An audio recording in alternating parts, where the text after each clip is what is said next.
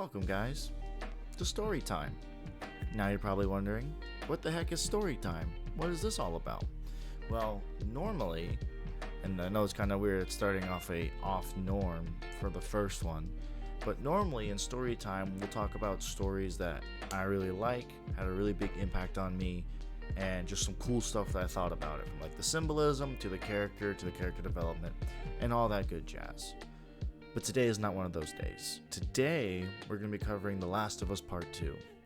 And the reason I'm covering The Last of Us Part 2 is because in my review, go check that out if you haven't already, I said that the game feels extraordinarily out of order, and I feel like the game would have hit more if it was in a specific order. Now, I'm not one to be like, this is how the game should be, or how to critique, because I'm not even in the field. I'm not even on that level. But I do believe that if the game were just rearranged, it would be so much better, and I really want to explore that. If you want a more in-depth, what my problems were with the story, you can go ahead and watch my review again if you haven't seen it already. There's a link somewhere. And now I'm going to dive deep into how I would change and why I would change the order of events. Alright, let's get into this fire remix of what I would do. Imagine that we start off as Abby, as a child, and we're learning through her perspective that her dad's a doctor and a very caring person, saving that zebra and stuff. And we learn that she's a part of the Fireflies in the city that Ellie and Joel go to at the end of The Last of Us Part 1. Then we cut forward to Abby in day one of Seattle, where we meet her friends. Everything basically plays out the same as it does in day one, right? We meet her friends, we meet Manny, we get to meet everybody, interact with people, so that way it's we're starting to get to know people. And Owen is jazzed about, or they're talking about the Fireflies, and maybe we're learning that there's a possibility, there's a lead that they might be reforming, because we know that the Fireflies disbanded from when Joel did what he did. But the most important thing on day one, or throughout all of Abby's playthrough, up until we switch over to Ellie, is that we don't know that she killed Joel. All we know is that Dad's a doctor, and we're at day one in Seattle. Okay? And then it actually goes off just like that. We find Owen. Day two, everything continues as the same. Where we have to sneak out of the facilities and stuff like that. And we're starting to hear murmurs of people, there's two trespassers in the territory that's hunting people down. Right? Maybe someone's maybe they're looking for somebody, or we're just getting murmurs I think they're looking for Abby, or maybe another one of the characters that we've named before, right? But again, Abby isn't really too concerned because her main primary focus is either finding Owen or helping out Lev and his sister. So she doesn't really care too much about what's going on, but it's just murmurs. We hear about it. Everything continues on through day 1, 2, and 3. Abby meets Lev and his sister. They come back together. They all, bond. We all see her humanity. We see how good of a person she is. We see how caring she can be. We see Mel and Abby try to reconnect, but they have really big problems, and they just don't like each other for obvious reasons, right? Abby hooked up with Owen and all that stuff, and she kind of found out. At least that's what's implied. And they're really considering about leaving to go to Santa Barbara to find the Fireflies. And we just really get to meet and know these characters. All the same things happen, right? It's just we're meeting them first. And then Abby leaves to go find Lev with his sister. Sister dies. They escape back. The whole island gets burned down by the WLF. And then we get back to the theater, not the theater, to the aquarium, to be oh, all right, it's time to move to Santa Barbara, and boom, they're both dead. And then it kind of brings it back to oh, we heard somebody was looking for Abby, or oh, we heard rumors of two trespassers.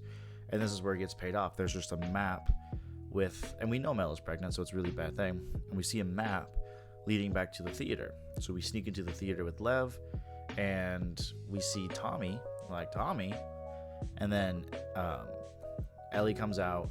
Jesse doesn't get shot right away. But Ellie comes out and's I'm the one you want. And we're Ellie, what are you doing here? And then boom, we switch.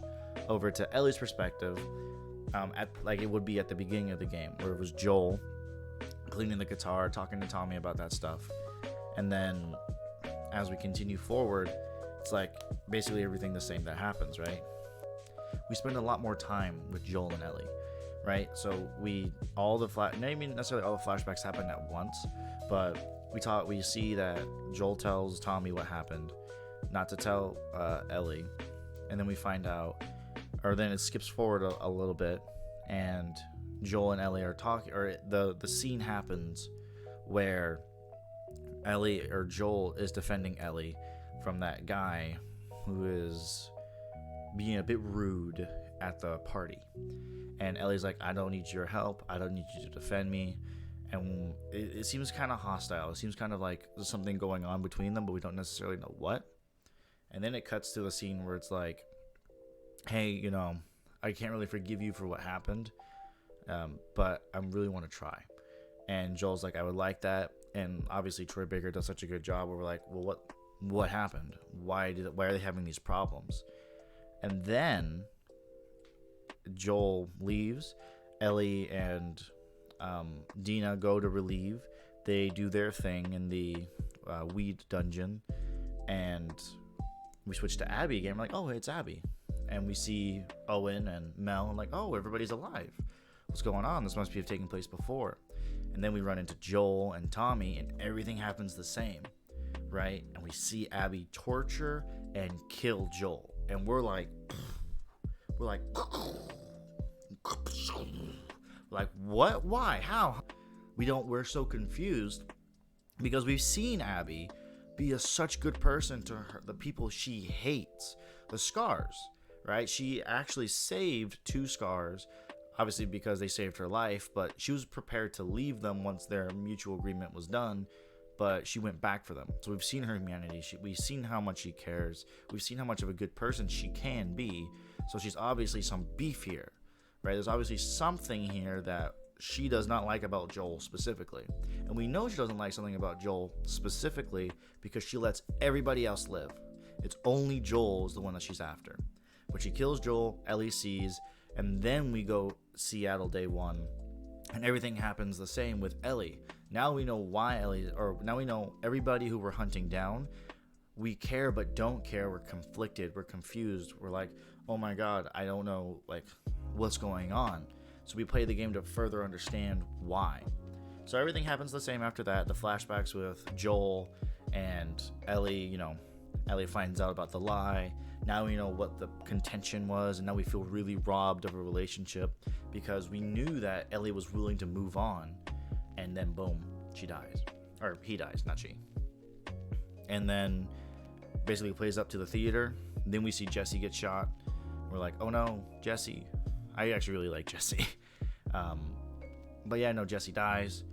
And then they fight, and we switch back to Abby. And while they're fighting, they're talking. It's like, I'm the one you want. I was the cure. And Joel Joel did all that stuff to protect me. And then Abby could have been like, well, he didn't need to kill everybody there. He didn't need to kill my father. And then everything clicks. Then everything is like, oh, snap, right? Now we know that Abby's father, who was a Firefly, at the city that they were at, was supposed to do the surgery on Ellie that Joel killed. Right? It was a really big point in The Last of Us Part 1. So, he kills them, and now we know why she wants to kill him so bad. And we empathize with Abby. Just like, yeah, if Ellie were in that position, we would do the same thing. If I were in that position, I would do the same thing. Right? Maybe not everybody to the extent that Abby did it, but one of the Last of Us Part 1's strongest points was that I didn't want Ellie to die. Not only did Joel not want Ellie to die, I didn't want Ellie to die. Right? So I was more than okay with doing what I did. In The Last of Us Part 2, if it was told this way, I feel much more strongly in what Abby did. Not that I like what Abby did, right? Because I made the decision to do what Joel did. But I understand where she's coming from now. She beats the hell out of Ellie, and then she continues on. She moves, Lev comes in, saves her, and is like, all right, cool ski. And then a couple of years pass. After the couple of years pass, Ellie and Dina are together. They're doing well, and Tommy comes in, tells her about Abby, and then Abby or Ellie goes to find Abby to finish it because she just can't let it go. Then they meet up with Abby and Lev. They fight it out. Their fight has a little bit more meaning. The one thing I wish they did do was have Lev come up and be like, hey, don't do it. But obviously that's not here or there. But it really gives a lot more meaning to the ending of the game, where Ellie comes home, and maybe now that she's been a parent for like a year or so, she now understands that, oh snap, I would do the same thing for JJ. If JJ were in my position and I were in Joel's position, I would kill the whole hospital to save him because I love him. And she's playing the guitar. Maybe she's thinking about this, or maybe it's something super subtle. It doesn't really matter. And then she puts down the guitar and moves on. And that really symbolizes her putting Joel, like moving on from Joel. But if she really thought like, oh, I would do the same for JJ, and this order was followed, then everything comes full circle. Right? Now she forgives Joel. She's moved on. She understands his position because she is now a parent. And it kind of ties everything nicely together. So that's really how I would rearrange the story of The Last of Us Part 2. I think there was a really great game that was just kind of remixed and shuffled. I think if they did it in this order, it would be a lot stronger. Is it the best? I don't know. I don't know if the story is the best way to go. But they could have told it a lot stronger than what they did. Again, I'm not a writer or anything, but I think that this rearrangement is better. This also makes me care and feel about everybody involved in the story. Lev, all of the character on Abby's side, with the exception of like Lev and his sister, because we didn't really know what happened to them. Dina, Jesse, the whole nine, we care about everybody. Even Joel has a bit more of a punch in the story than what he did, which is kind of why the story bothers me so much. But that's just my opinion. Like I said, I'm not a professional. I'm not a critic. I'm just a guy who really enjoys story. So let me know what you think in the comments below. Okay, guys? I'm interested to see your thoughts, and I will talk to you guys later. Bye.